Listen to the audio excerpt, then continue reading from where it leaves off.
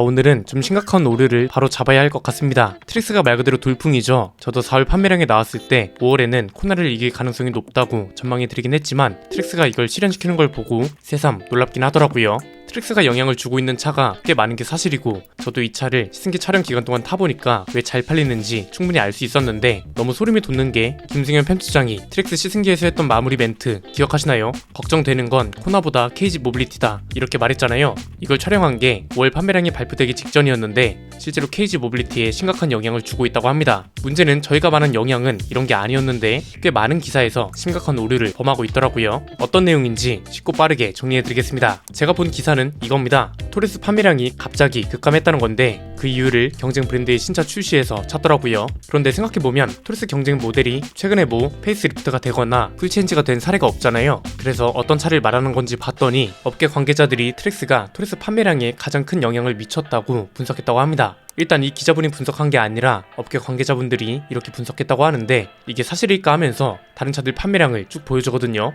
그러니까 트랙스가 토레스 판매량에 영향을 미쳤다는 결론의 근거를 판매량 숫자로 들었다는 거죠. 그렇게 해서 토레스 판매량이 떨어지기 시작한 시점이 트랙스가 고객에게 인도되기 시작한 시기랑 겹친다고 보고 이걸 주장의 근거로 삼더라고요. 결론적으로 트랙스 때문에 토레스 판매량이 크게 줄었다 이건데 과연 그럴까요? 크게 세 가지로 정리해드리겠습니다. 첫 번째는 이건 판매량 숫자만 쭉 봐도 인과관계가 전혀 성립이 안 되는 주장이라는 걸 알 수 있습니다. 지금 이런 방향의 기사가 꽤 많이 나오고 있습니다. 기사가 근거로 제시하는 건 대부분 모델별 판매량 변화입니다. 토레스 판매량을 보여줄 때까지만 해도 그런가 보다 했습니다. 그런데 갑자기 산타페까지 트랙스의 영향을 받는다는 식으로 이야기를 하더라고요. 그래서 이게 뭐지 싶어서 판매량을 싹 다 찾아봤습니다. 인과관계 성립이 어렵다고 말씀드리는 이유는 간단합니다. 어떤 차가 다른 차 판매량에 영향을 줬다고 하려면 상승하거나 하락한 판매량만큼 그 차도 그 정도로 판매량이 빠지던가 상승하던가 해야 하잖아요. 그런데 이게 모델별로 보면 오히려 토레스랑 트랙스의 판매량이 연결고리를 찾아보기가 힘듭니다. 일단 토레스 판매량을 볼까요? 지난 5월에 2463대를 팔았고 이건 4월 대비 1090대가 빠진 겁니다. 자, 여기서 이게 트릭스 때문이라고 하려면 트릭스 판매량이 못해도 800대 정도는 올랐어야 하잖아요. 그런데 정작 트릭스 판매량은 324대밖에 안 올랐습니다. 그러면 나머지 700대 정도 되는 토레스 하락분은 어디서 근거를 찾아야 한다는 건가요? 이 논리를 똑같이 적용해보면 코나 판매량이 4월 대비 1575대가 빠졌잖아요. 그런데 동급 모델은 셀토스가 673대 늘었고 트랙스는 324대가 올랐고 니로는 77대, XM3는 165대, 티볼리 라인업은 80대가 올랐단 말이죠. 나머지 차종들의 상승 판매량이 1319대니까 이 정도면 코나 판매량 하락분하고 어느 정도 연결이 되죠. 그리고 이 기사에서 산타페도 판매량이 줄었다고 언급을 하더라고요. 산타페 판매량이 줄어든다는 문장 바로 다음에 트랙스는 판매량이 올라갔다고 이야기하거든요. 그러면 이건 읽는 사람 입장에서 트랙스가 산타페까지 판매량에 영향을 주는구나, 대단한데 이렇게 이해하게 되잖아요. 그런데 산타페한테 영향을 준다는 건 그 급에서 훨씬 인기가 많은 소렌토 같은 차들도 영향을 받는다는 소리인데 이 두 차종 판매량이 지난달 대비 550대 정도 줄었습니다. 숫자는 얼추 맞을 수 있죠. 그런데 이 줄어든 숫자가 트랙스 때문에 그런 거다.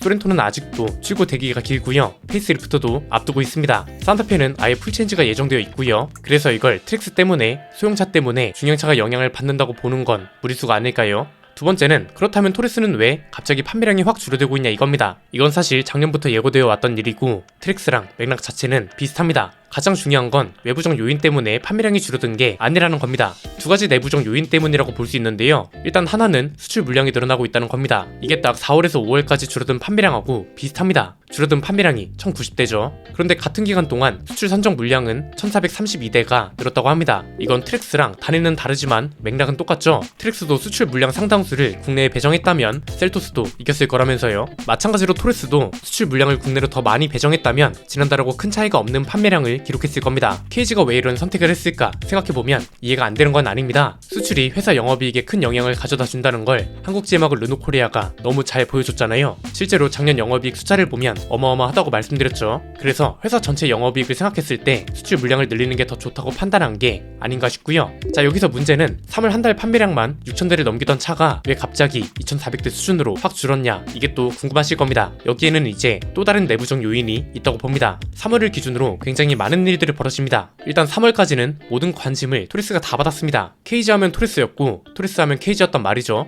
그런데 딱 4월부터 판매량이 확 가라앉거든요. 이때 무슨 일이 있었는지 생각해보니까 딱 프리스데이를 포함해서 3월 30일부터 4월 9일까지 서울 모빌리티 쇼가 있었습니다. 이게 굉장히 큰 변수로 작용했다고 보는데요. 이 기간 동안 KG 모빌리티가 굉장히 많은 신차를, 그것도 너무 잘 팔릴 만한 신차를 확 몰아서 보여줬다는 게 큽니다. 왜냐면 실제로 토레스 계약 취소하고 KR10이랑 토레스 픽업 트럭을 기다리겠다고 하는 분들도 꽤 많았고, 토레스 전기차도 나왔잖아요. 얘는 콘셉트카가 아니라 실제로 사전 계약을 했습니다. 이쪽으로도 많이 넘어갔을 거고요. 한마디로 고객이었던 사람들이 잠재 고객으로 상당수 전환됐다는 건데, 시기가 딱 들어맞죠. 3월까지는 토레스밖에 없었는데 3월 말부터 4월 초까지 토레스 외에 다른 신차들이 너무 많은 주목을 받다 보니까 판매량이 훅 빠지고, 여기에 수출 물량까지 더해지니까 선정 물량하고 비슷한 정도가 빠진 거죠. 여기에 렉선 라인업이 페이스리프트 되고 티볼리도 페이스리프트 된다는 소식이 들려오면서 토레스가 온전히 받고 있던 관심도가 다른 차로도 많이 분산됐다고 볼 수 있습니다. 트릭스가 영향을 아예 안 주지는 않았을 수도 있죠.